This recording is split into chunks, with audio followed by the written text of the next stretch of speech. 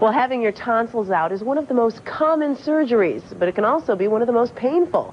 But now there is a new procedure involving shrinking tonsils instead of removing them.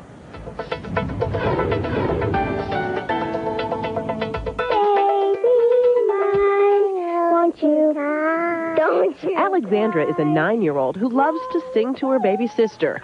Mike is a 31-year-old architect with a live-in girlfriend. Two people with little in common, at least while they're awake. Both suffered from sleep apnea. Alexandra was struggling to breathe at night.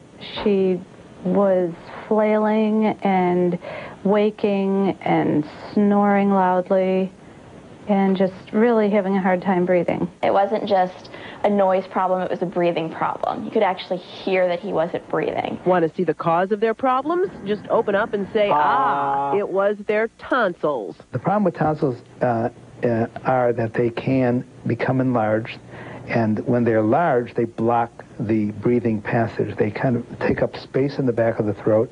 Sleep apnea is treated by removing that blockage. Now, that used to mean cutting out the tonsils through a traditional tonsillectomy. But now there is a newer option, and it doesn't involve cutting.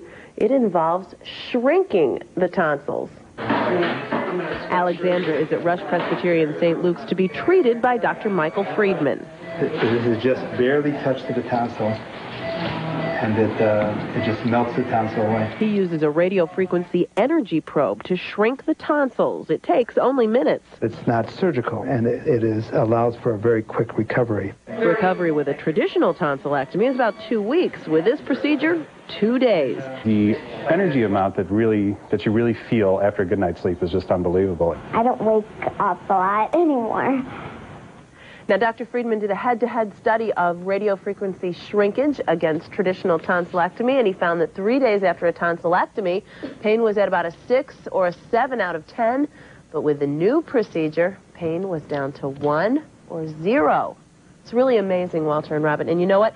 It's considered non-surgical, although they still do use an anesthesia for most people. Not everybody, but most people.